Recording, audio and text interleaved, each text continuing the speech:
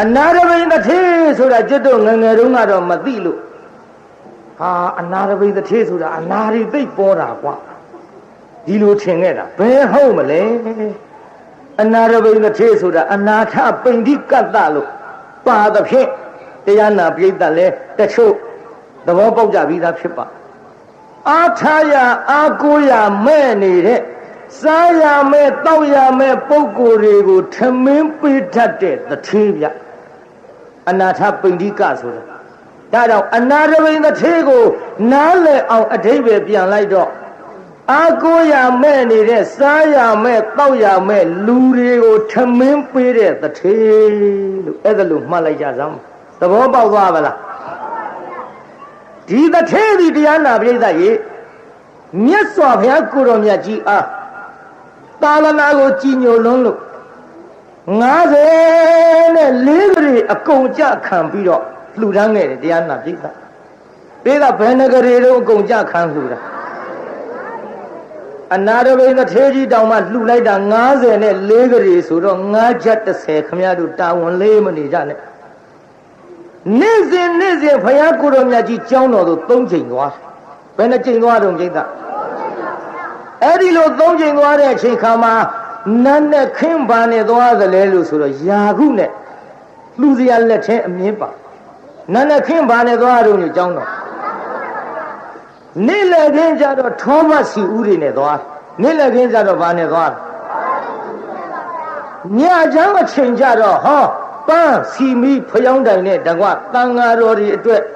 လှူဒန်းရန်ပစိုးတွေကိုတစ်ခါယူသွားတယ်အနာတော့မှလက်ထဲလှူရမပါဘူးလို့ဒီလိုဖြစ်မှာကိုစိုးလို့နာနဲ့ခင်းမှာပါပါလိမ့်ပြိတ္တယာခုနေ့လယ်မှာထောဘစီဦးညပိုင်းမှာပန်းပစိုးဆိုတော့အတူကောက်ပေါ့ကွယ်အဲ့ဒီလိုကျောင်းတော်ကိုသွားပြီးတော့လှူဒန်းခဲ့ဒီလိုလှူဒန်းပြီးတော့လာခဲ့ရမှတရားနာပိဋကဒီကနေ့တော့အနာတပိန်တထေးကြီးမွဲပြီဒါကြောင့်လဲတချို့ကခုခေတ်ပြောနေကြတယ်ဟေးပုံညာပြီဆိုတာကုံတာရှိတာကွာလှူတယ်ဆိုတာမွဲတယ်ကွာဒီလိုလူတွေလည်းကျွတ်တို့ဗမာပြည်အတော်ပေါ်အဲ့ဒီပေါ်တဲ့လူတွေနဲ့အလားတူတရားနာပိဋကအနာတပိန်တထေးကြီးရေနစ်ရဝါကူမဲ့ဗိမာန်အပြက်ခံရမဲ့ပုဂ္ဂိုလ်တော်ကြပေါ်လာလေအနာတပိန်တထေးကြီးဘယ်ထိအောင်ငွဲသွားတယ်လဲဆိုတော့ကုံတယ်တွေကနေပြီးတော့ကျွေးယူပြီးချေးကြငှားကြတယ်ငွေပေါင်းက18ကတိတဲ့ပြုပြည်သားကုံတယ်တွေကသူ့ထံလာပြီးချေးငှားယူတဲ့ငွေတွေဘယ်လောက်တော့18ကတိပြီးတော့တရားနာပိဋကမြေမှာမြုပ်ထားတဲ့ငွေတွေ18ကလေးကလည်းမြည်ရည်တွေကြီးပြီးတော့ဟောသမုဒ္ဒရာထီအောင်မြေထဲမျောပါတာဘယ်လောက်တော့18ကလေးကုံတယ်တွေချေးတာဘယ်နှကလေးတော့18ကလေးပေါင်းတော့ဟဲ့ကဲ36ကလေးကွကုံတော့အဲ့ဒီလို54ကလေးကုံကြခံလှူရမှ36ကလေးဒီငွေတွေလည်းကုန်ရှိသမျှပစ္စည်းတွေလည်းတဖြည်းဖြည်းလှူးလာလိုက်တာအတော်မွဲသွားတယ်ဒီလိုမွဲသွားတဲ့အချိန်ခါမှာအကွက်ကောင်းကိုစောင့်နေတဲ့အနာရဘိန်တထေးကြီးရဲ့အိမ်မှာ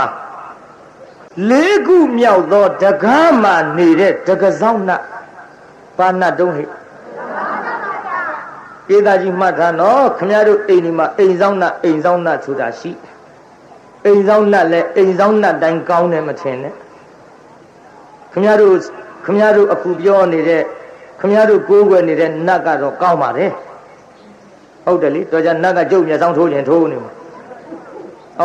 တရားနာပိဋကနတ်တွေအကြောင်းကျုပ်နည်းနည်းပြောရမယ်ဆိုရင်ခမရတို့မှတ်လက်ထားပါနတ်ဆိုတာလေနာဗျဒါလောက်ပြောသိတယ်နတ်နော်အခုခင်ဗျားတို့ကိုးကွယ်နေတဲ့အိမ်တွင်းမင်းမဟာဂီရီတို့အိမ်တွင်းနတ်ဆိုတာလေနတ်ကြိုက်တဲ့အစာလေးကျုပ်ပြောနေ့စဉ်လေကိုပြုတ်တဲ့ကုသိုလ်လေးတွေအမျှဝေ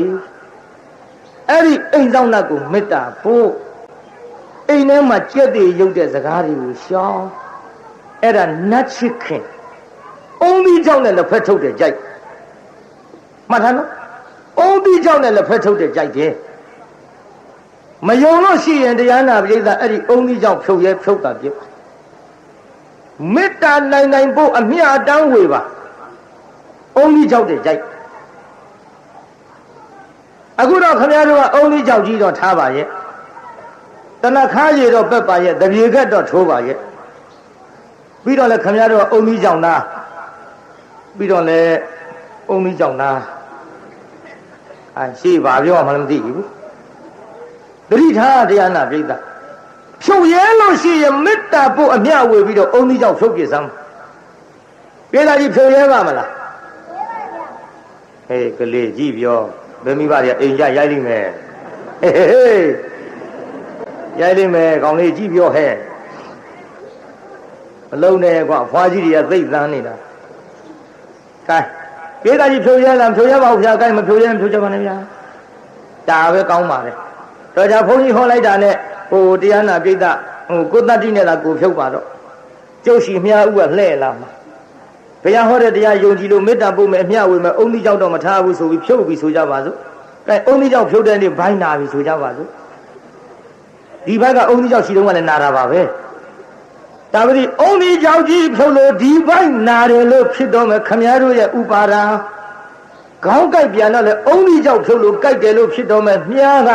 ကျုပ်ဘက်ကိုလှဲ့တော့မယ်။ဒါကြောင့်မဖြုတ်ရဲမဖြုတ်နဲ့အကြည့်အရှုသာလုပ်ကြ။အဲဖြုတ်ရရင်တော့ဖြုတ်ပေါ့ဒီအုံသီးကြောင့်နဲ့ပတ်သက်ပြီးဟိုတခုတော့နည်းနည်းပြောရအောင်တရားနာပိဋကဟိုခင်ဗျားတို့အယူဝါဒတွေပြောပါတယ်မြင်ဦးလားတရားနာပိဋကအယူသီးလွန်းလို့ရှေးတုန်းကလင်မယားနှစ်ယောက်သူတို့သမီးလေးပြက်စီးတော့ငိုလိုက်တာယောက်ျားကတော့မိန်းလေးပြောင်းပြောင်းဒီထဲမိန်းမလုတ်တဲ့လူကတုတ်တန်သွားပြီးသမီးလေးဂူနာမှာသွားပြီးတော့စားပွဲတောက်ဖွယ်လေးတွေချပြီးတော့သမီးငါသမီးစားရအောင်မေးလာပို့တယ်လေလာစားလဲပါအောင်လို့လားသမီးရဲ့အမေကိုကိုယ်တိုင်လေးပြန်လာပြီးတော့ပြတ်ခဲ့ပါအောင်လို့လားအလကားပြောတာကိုယ်တိုင်ပြန်သူတက်သေးမှာနေ့စဉ်သွားငိုအဲ့ဒီတုတ်တံမှာဂူတွေကြားထဲမှာဘိန်းစားတယောက်ကလည်းဘိန်းရှူစရာငွေအပြတ်ဒီမိမလားငိုတော့အကြံပေါက်ရွှေရောင်ငွေပြားတွေကြိုက်ပြီးငါတရားလောက်တာကောင်းအိမ်ပြန်ရွှေရောင်ငွေပြားတွေကြိုက်တရားဝတ်တဲ့နောက်ဝတ်တန်းစားတွေဝတ်ပြီးတော့အဲ့ဒီမိမမလာခဲ့သူကတုတ်တံကညောင်မကြီးတက်အဲ့ဒီမိမလည်းရောင်းရောကျွမ်းနဲ့လှုပ်အလိုတေဘသူတို့ငါတရားပဲတရားလည်းတရားနာပြီးသင်ချိုင်းသွားဆင်းငါတရားတေတရားပဲထက်ကအတာဝရိဏထက်ကတေတရားမင်းဘာလို့ဆင်းလာဘာလို့ဆင်းရမလဲတဲမိုက်တဲ့လင်မယားသမီးလေးတယောက်ဆင်းမွေးထားအမလေးလူ့ဘဝတုန်းကညှို့လို့ဆင်းကြထင်းကြကြည်သားအခုသေတော့ထမိန်တော့အင်ကြီးကောင်းတောင်မှချွတ်ယူလိုက်ကြလက်ဝတန်းစားတွေဘာတစ်ခုမှမပါဘူးအခုနတ်ပြည်ရောက်ပြီးနတ်သမီးကြီးရှင်လိုက်တော့တစားပလာမရှိဝတ်စားစရာမပါတာနဲ့မှိုင်းငိုနေလို့ဟဲ့မငိုနဲ့ငါတော့ပြောပေးမယ်ဆိုပြီးရှင်းခဲ့ရဗျာဟာပိုင်လိုက်ပုံတရားမလေးတရားမေးဒါပြည့်နေပါဦး